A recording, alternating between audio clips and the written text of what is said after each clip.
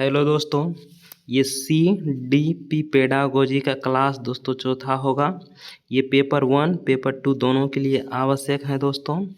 जितने भी बच्चे सीटेट का तैयारी करते हैं वो मार्केट जाइए और किरण पब्लिकेशन का बुक लेके आ जाइएगा। चाहे 1 to 5 का एग्ज़ाम देते हैं आप, कि चाहे 6 to 8 का एग्ज़ाम देते हैं, आप लोग टेस्ट सीटेट में ज़रूर दीजिएगा, क्योंकि आप PYQ अगर सही आप अगर लगा लेते हैं क्वेश्चन तो आप सीटेट पास कर जाइएगा। इसलिए मार्केट जाइए और किरण पब्लिकेशन का बुक सीटेट का लेकर आइए और उनमें सभी क्वेश्चन को दोस्तों लगाइए। तो दोस्तों टेस्ट ज़रूर लगाइएगा और ध्यान से दोस्तों पढ़िए। क्वेश्चन करवाते हैं। आज का पहला प्रश्न है अधिगम। अधिगम का अर्थ होता है सीखना। अधिगम को प्रभावशाली बनाने के लिए विषय वस्तु कैसी होनी चाहिए? तो बहुत अमूर्त और जटिल। जब बच्चे को बहुत अमूर्त और जटिल पढ़ाएंगे, अमूर्त का अर्थ होता है दोस्तों हम कल्पनाओं में सोचना, भावनाओं में सोचना, जिसको हम लोग दिल में कल्पना करते हैं, देख नहीं सकते हैं, छू नहीं जिसको सकते हैं, सिर्फ कल्पना कर सकते हैं, सिर्फ अनुभव कर सकते हैं, उसी को अमूर्त कहते हैं। और जटिल में होता बहुत भारी। अगर ऐसा हम करेंगे तो बच्चा कुछ भी नहीं सीखेंगे। इसलिए 1 नंबर ऑप्शन गलत है। असंबंधित खंडों में प्रस्तुति। जब हम ज्ञान को असंबंधित खंडों में प्रस्तुत करेंगे तो बच्चा कुछ भी नहीं सीखेंगे। इसलिए ऑप्शन 2 गलत है। अति आसान और अधिक सरल। जब बच्चा को हम बहुत आसान और बहुत सरल कार्य देंगे तो बच्चे में विकास नहीं हो पाएगा। इसलिए ऑप्शन गलत है। इसका राइट आंसर 3 नंबर सही हो जाएंगे। विद्यार्थियों के सामाजिक सांस्कृतिक परिवेश से संबंधित पढ़ाएंगे, दैनिक जीवन से जोड़ के पढ़ाएंगे। बच्चे को सामाजिक संदर्भ में पढ़ाएंगे दोस्तों। बच्चे को समालोचनात्मक चिंतन के माध्यम से पढ़ाएंगे। बच्चे में हम लोग क्या करेंगे? प्रोत्साहन करेंगे, बच्चे को अवसर देंगे। इस सब बातों को दोस्तों याद रखिएगा। नेक्स्ट प्रश्न पढ़ते हैं। अधिगम के सामाजिक संरचनावादी। संरचना बच्चा करते हैं, खुद से बनाते हैं। उपागम के अनुसार निम्नलिखित में से कौन सा तरीका अर्थपूर्ण अधिगम के लिए महत्वपूर्ण नहीं है? नेगेटिव क्वेश्चन है दोस्तों, इनको याद रखिएगा। क्वेश्चन गलत पूछ रहे हैं तो इसका गलत ही आंसर होगा। स्वपहल अन्वेषण। बच्चा खोजबीन करके, अन्वेषण में होता है खोजबीन करना, बच्चा अन्वेषण करके खोजबीन करके सीखते हैं, तो ये सही बात है। चर्चाओं में सक्रिय भागीदारी। बच्चा चर्चा करते हैं, बातचीत करते हैं, तो बच्चे में क्या होगा? विकास होगा। बच्चे बातचीत कर भी बहुत चीज़ सीख जाते हैं। तो बच्चे को चर्चा करने के लिए देंगे, भाषा सीखेंगे, बहुत सारे संस्कृति सभ्यता के बारे में जानेंगे, ज्ञान के बारे में पूछेंगे एक दूसरे से। तो ये राइट आंसर सही हो जाएंगे। खोजी अधिगम। बच्चे खोजबीन करके सीखते हैं, ये सही बात है। और निष्क्रिय अधिगम। जब बच्चे निष्क्रिय हो जाएंगे, टीचर निष्क्रिय हो जाएंगे, तो पढ़ाएंगे क्या? खाक पढ़ाएंगे। इसलिए गलत आंसर है। और गलत के भाई गलत राइट हो जाएंगे। गलत पूछ रहे हैं निगेटिव, ये भी है निगेटिव। गलत के भाई गलत मिल गए दोस्तों। नेक्स्ट प्रश्न पढ़ते हैं। विद्यार्थियों में समस्या समाधान कौशल के विकास के लिए निम्नलिखित में से किसे बढ़ावा देना महत्वपूर्ण है? प्रक्रियात्मक अस्थिरता। जब हम कार्य को अस्थिर कर देंगे तो बच्चा कुछ भी नहीं सीखेंगे। इसलिए ऑप्शन गलत है। अभिसारी चिंतन का अर्थ ये होता है जब समस्या एक है उनका समाधान भी एक है। जैसे बिहार की राजधानी कहाँ है? बच्चे से पूछिएगा तो बता जाएगा पटना। तो सही बात है, तो वही है, उसी को कहते हैं अभिसारी चिंतन। जिस प्रश्न का उत्तर एक है, जिस समस्या का प्रश्न उत्तर एक है, वही है अभिसारी। अभिसारी का अर्थ ये होता है कि समस्या एक है, उसका समाधान अनेक है। जैसे बिहार की विशेषता के बारे में अगर बच्चों से हम पूछ लेंगे तो बहुत सारे ऑप्शन है।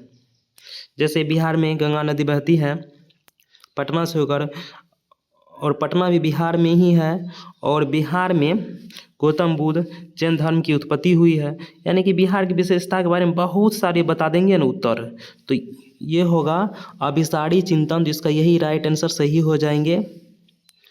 ये है आत्मकेंद्रियता दोस्तों।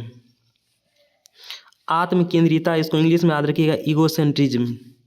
ईगोसेंट्रिज्म का अर्थ ये होता है कि बच्चे जब ये सोचने लगते हैं जो हम करते हैं, जो हम समझते हैं वही दुनिया में सही है। जैसे बच्चे ये सोचने लगते हैं कि जैसे हम मान लीजिए कोई बच्चा कार्टून देखते हैं वो बच्चे बोलते हैं माता पिता जो भी हैं उनको बोलते हैं कि आप भी कार्टून देखिए।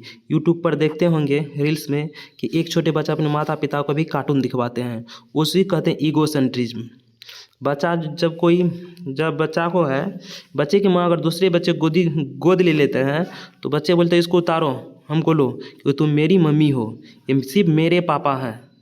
बच्चे बोलते हैं ना, उसी कहते ईगो सेंट। बच्चा के पास ईगो है, ये मम्मी सिर्फ मेरी मम्मी है, ये पापा सिर्फ मेरा ही पापा है, उसी कहते हैं ईगो सेंट्रिज्म। दोस्तों चारों ऑप्शन को दोस्तों समझ गए होंगे। नेक्स्ट प्रश्न पढ़ते हैं। 4 नंबर प्रश्न है, विद्यार्थी निम्नलिखित में से क्या महसूस करेंगे यदि यह विश्वास करने लगे कि उनके प्रयास का कार्य के परिणाम पर कोई असर नहीं पड़ेगा? तो विद्यार्थी क्या महसूस करेंगे? राहत नहीं महसूस करेंगे। उसके कार्य पर क्या हो दोस्तों? परिणाम पर कोई असर नहीं पड़ रहा है। बच्चे क्या महसूस करेंगे? राहत नहीं महसूस करेंगे, गौरव भी महसूस नहीं करेंगे। आंतरिक अभिप्रेरणा के बारे में दोस्तों हम बताए थे आपको। जब बच्चे अपने खुशी के लिए, उत्साह के लिए अपने मन से बच्चे जब पढ़ते हैं अपने मन से, उसी कहते हैं आंतरिक अभिप्रेरणा, इंटरनल मोटिवेशन। अधिगम अशक्त असहायता होना चाहिए यहाँ पर। तो इसका राइट आंसर 1 नंबर सही होना चाहिए।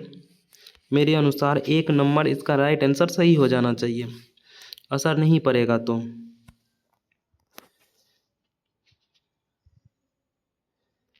नेक्स्ट प्रश्न पढ़ते हैं। दोस्तों 4 ऑप्शन है, इसमें जो ऑप्शन दोस्तों सबसे अधिक बेस्ट होगा वही राइट होगा। दोस्तों एक प्रश्न कम पढ़ना है, एक प्रश्न उत्तर कम करना है, लेकिन दोस्तों हम लोगों को समझ के पढ़ना है। तो पढ़ते हैं, निम्नलिखित में से कौन सा आंतरिक अभिप्रेरणा का उदाहरण है? जब बच्चे अपने मन से पढ़ते हैं, अपनी रुचि से पढ़ते हैं, अपने उत्साह से पढ़ते हैं, अपने लगन से पढ़ते हैं, उसी कहते हैं आंतरिक अभिप्रेरणा। और आंतरिक अभिप्रेरणा के बारे में दोस्तों हम जानते हैं, ज्ञान प्राप्त करने के लिए चर्चा में भाग लेना। चलिए आगे पढ़ते हैं। नगद इनाम जीतने के लिए चर्चा में भाग लेना। नगद इनाम जीत रहा है बच्चा, तो ये नहीं होंगे। सहपाठियों को प्रभावित करने के लिए, दूसरों के लिए पढ़ते हैं, तो ब अभिप्रेरणा का अंतर्गत ये भी ऑप्शन नहीं होंगे। और दंड से बचने के लिए बच्चा पढ़ रहा है, तो ये भी नहीं होंगे। इसका राइट आंसर 1 नंबर के साथ लॉक हो जाएंगे। ज्ञान प्राप्त करने के लिए चर्चा में भाग लेना, बच्चा अपने मन से पढ़ते हैं, अपने रुचि से पढ़ते हैं। यह है दूसरों के लिए पढ़ते हैं, दंड से बचने के लिए पढ़ रहे हैं, सहपाठी से यहाँ नगद के लिए पढ़ रहे हैं। जब दूसरों के लिए पढ़ेंगे उसी कहते हैं एक्सटर्नल मोटिवेशन, बाह्य अभिप्रेरणा। इसका राइट आंसर 1 नंबर के साथ लॉक हो जाएंगे दोस्तों। नेक्स्ट प्रश्न पढ़ते हैं। 3 नंबर प्रश्न है, विद्यार्थी में समस्या समाधान कौशल के विकसित करने निम्नलिखित में किसे बढ़ावा देना चाहिए? इसका राइट आंसर ये सही हो जाएंगे दोस्तों, 3 नंबर। नेक्स्ट प्रश्न पढ़ते हैं।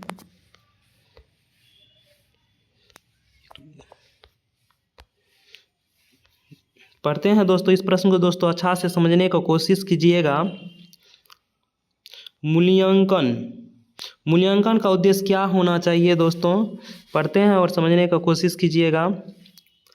विद्यार्थियों में प्रतिस्पर्धा की भावना पैदा करना। देखिए दोस्तों, प्रतिस्पर्धा का अर्थ होता है कंपटीशन। बच्चे में कंपटीशन की भावना कभी पैदा हमको नहीं करना है। क्यों नहीं करना है? क्योंकि सभी बच्चे अलग अलग संस्कृति से आते हैं, अलग अलग सभ्यता से आते हैं। कोई बच्चे गरीब हैं, कोई बच्चे अमीर हैं, तो सभी अलग अलग संस्कृति और सभ्यता से आते हैं, तो ये आपस में कंपटीशन कभी कर ही नहीं सकते हैं। इसलिए बच्चे को कभी भी कंपटीशन करने के लिए मत पढ़ाइएगा उसको। बच्चे को नौकरी के लिए कभी नहीं पढ़ाइएगा, बच्चे को एग्ज़ाम पास करने के लिए कभी नहीं पढ़ाइएगा सीटेट के अनुसार।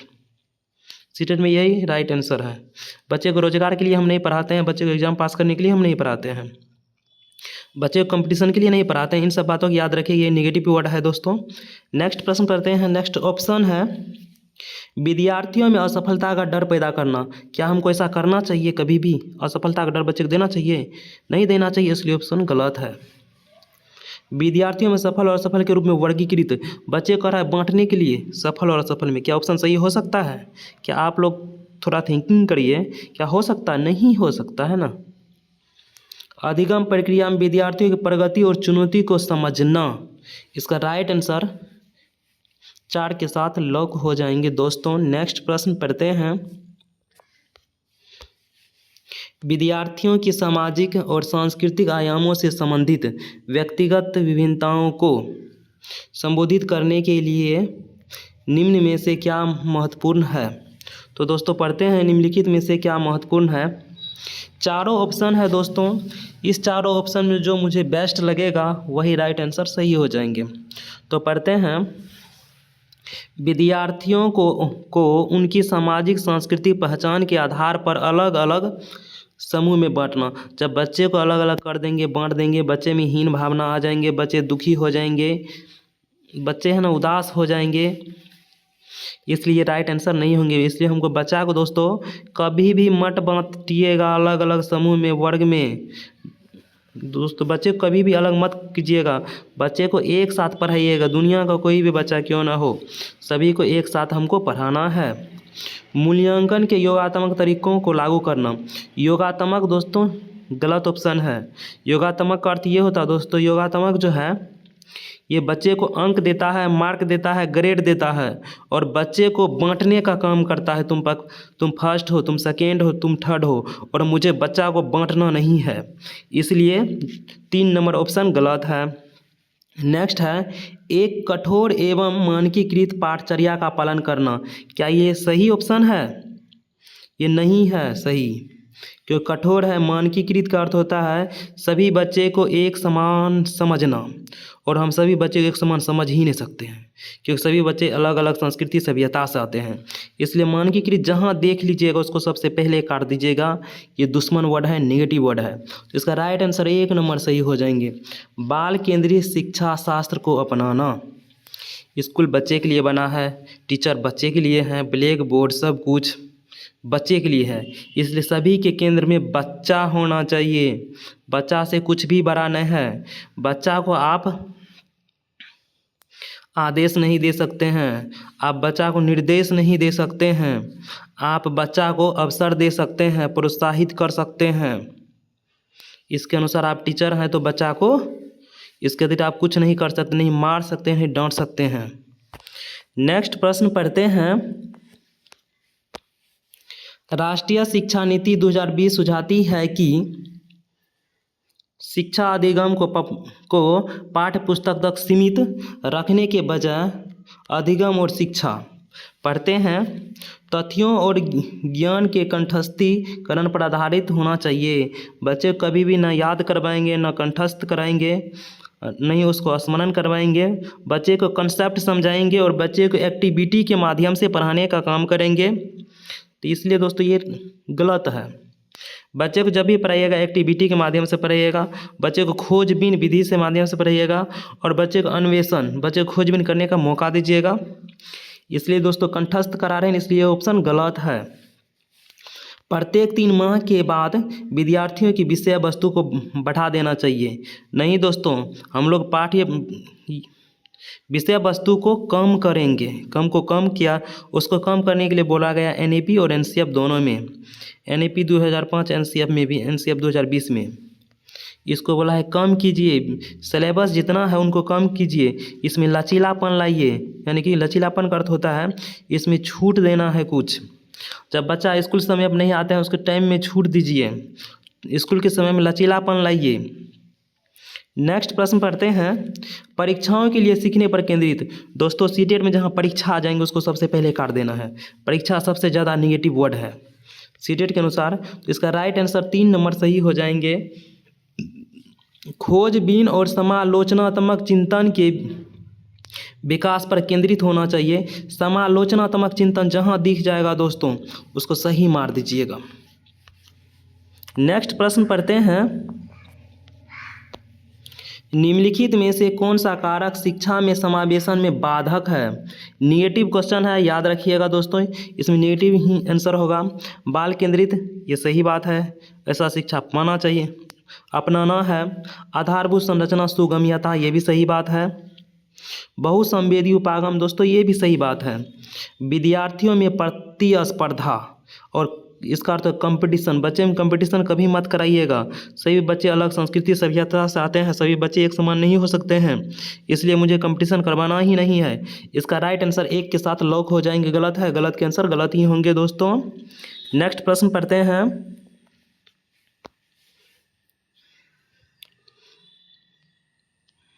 पठन विकल से जूझते। पठन विकल का अर्थ होता है दोस्तों बच्चे को पढ़ने में दिक्कत है। विद्यार्थियों के संदर्भ में निम्नलिखित में से कौन सा कथन सही है? वे हमेशा सुस्त रहते हैं। देखते हैं। वे किसी क्षेत्र में प्रतिभावान या कुशल नहीं हो सकते हैं। उनकी बुद्धि स्तर हमेशा सामान्य से ऊपर होता है।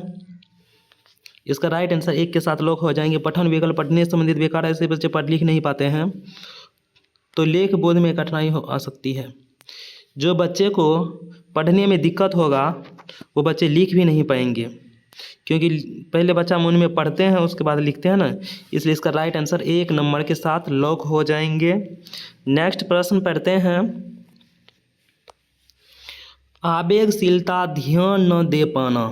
आवेगशीलता करती है तो दोस्तों ध्यान न दे पाना, क्योंकि बच्चा बहुत चंगा है, बच्चा बहुत परेशान रहते हैं, बच्चा इधर उधर भागते हैं, बच्चे में एकाग्र नहीं रह पाते हैं, बच्चे का ध्यान इधर उधर भागते हैं। अव्यवस्थित रहना निम्नलिखित में से किस विकार के सापेक्ष पहचान के लक्षण? आवेगशीलता का तो बच्चा में आवेग है, आवेगशील है, बच्चा एक जगह स्थिर नहीं रहते हैं, बच्चा बेचैन रहते हैं। किसमें रहते हैं बच्चा बेचैन? अवधान न्यूनता अति क्रियाशील, बच्चा क्या है? अति क्रियाशील है। विकार इसको ADHD attention deficit hyper activity एक तरह का विकार है मनोवैज्ञानिक, तो इसलिए इसका राइट आंसर 1 के साथ लोक हो जाएंगे। स्वलीनता का अर्थ होता है जब बच्चे खुद में लीन रहते हैं, किसी से बातचीत नहीं करते हैं, समाज से अन्वेषण नहीं करते हैं, बातचीत कन्वर्सेशन कम्युनिकेशन, उसे कहते हैं स्वलीन। अब पठन विकल्प पढ़ने संबंधित विकार है। दृष्टिबाधिता के बारे में जानते होंगे आप लोग। नेक्स्ट प्रश्न पढ़ते हैं। निम्नलिखित में से कौन सा विद्यार्थियों की विशिष्ट अधिगम कठिनाई को पहचानने का व्यापक तरीका है? तो पढ़ते हैं दोस्तों चारों ऑप्शन, देखते हैं इसका राइट आंसर क्या होंगे। केस अध्ययन नहीं हो सकते हैं। साल के अंत में परीक्षा आ गए दोस्तों, उसको काट के फेंक देना है। मानकीकृत बुद्धि लब्धि परीक्षण, बुद्धि लब्धि को ही IQ टेस्ट कहते हैं ये, लेकिन अब इसको गलत माना गया है।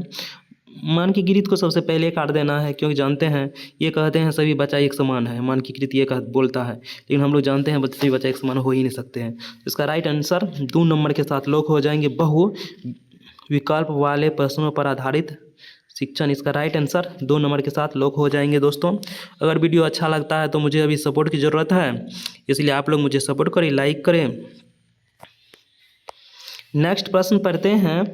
13 नंबर है, बच्चे किस तरह से प्रभावशाली ढंग से सीखते हैं?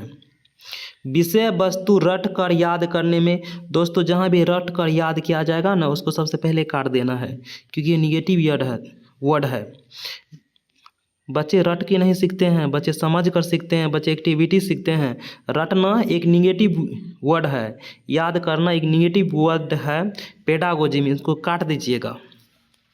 दंड के भय से, दंड देना निगेटिव वर्ड है, इनको काट दीजिएगा। भय निगेटिव वर्ड है, इनको काट दीजिएगा। अध्यापिका को निष्क्रिय रूप से सुनना, निष्क्रिय निगेटिव वर्ड है। क्या अध्यापिका से निष्क्रिय रूप से सुनेंगे तो क्या बच्चे में विकास आ पाएगा? नहीं आ पाएगा, इसलिए ऑप्शन गलत है। तो इसका राइट आंसर 2 नंबर के साथ लॉक हो जाएंगे। दोस्तों इसको ऑप्शन को एलिमिनेट करने के लिए जिस दिन आप सीख जाइएगा उस दिन सीटेट आप पास कर जाइएगा। अपने आसपास की वस्तुओं और व्यक्तियों से पारस्परिकता द्वारा, इसका 2 नंबर राइट आंसर हो जाएंगे। नेक्स्ट प्रश्न पढ़ते हैं। निम्नलिखित में से कौन सा विद्यार्थियों का अधिगम में अलगाव को बढ़ावा देता है? बच्चा अलगाव करते हैं तो उनके संदर्भ से वियोजित, उनके संदर्भ से क्या कर रहे हैं दोस्तों? वियोजित कर रहे हैं, यानी कि अलग कर रहे हैं। तो ये ऑप्शन दोस्तों गलत हो जाएंगे। अध्यापक की विद्यार्थियों के प्रति निम्न अपेक्षाएं, यानी कि बच्चा से निम्न अपेक्षाएं कर रहा है, निम्न होता है कम, ये ऑप्शन दोस्तों गलत हो जाएंगे। ये चारों ऑप्शन है दोस्तों, चारों में जो सबसे अलगाव को बढ़ावा देता है इन चारों विद्यार्थियों द्वारा ये दोस्तों सही बात है। विद्यार्थियों को योग्यता के प्रति और अस्थिर दृष्टिकोण बनाना, विद्यार्थियों योग्यता के प्रति सतत और अस्थिर दृष्टिकोण बनाना अलगाव को बढ़ाता है। देखते हैं विद्यार्थियों के प्रति निम्न अपेक्षाएं रखना, उनके संदर्भ से वियोजित करके। इसका राइट आंसर विद्यार्थी अलगाव को बढ़ाता है। तो दोस्तों इनमें कौन अलगाव को बढ़ाएंगे सबसे अधिक? ये 3 ऑप्शन में।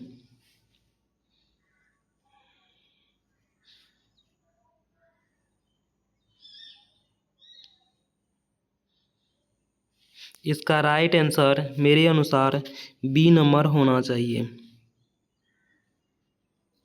अलगाव को बढ़ाता है। निम्नलिखित में से कौन सा विद्यार्थियों का अधिगम में अलगाव को बढ़ाता है? इसका राइट आंसर 2 के साथ लॉक हो जाएंगे दोस्तों। ये सही बात है, ये तीनों नेगेटिव है और नेगेटिव में तीनों में से जो बेस्ट है, इसका राइट आंसर 2 ही नंबर बेस्ट है। तो नेक्स्ट प्रश्न पढ़ते हैं।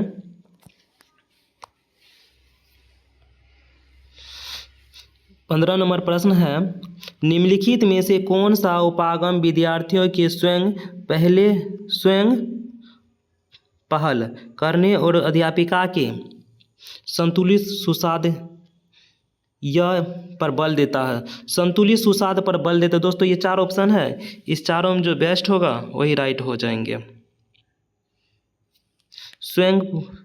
विद्यार्थियों के स्वयं पहल करने पर, विद्यार्थी स्वयं पहले पहल करते हैं ना, तो इसका राइट आंसर ये होना चाहिए संरचनावाद, सामाजिक संरचनावाद। बच्चा इसमें अनुकरण नहीं कर रहे हैं, प्रतिपादक शिक्षण भी नहीं कर रहे हैं, व्यवहारवाद भी नहीं होंगे दोस्तों। बच्चा स्वयं है ना, इसलिए इसका राइट आंसर 4 के साथ लॉक हो जाएंगे दोस्तों। वीडियो हो गया ख़त्म। लाइक करें, सब्सक्राइब करें, शेयर करें।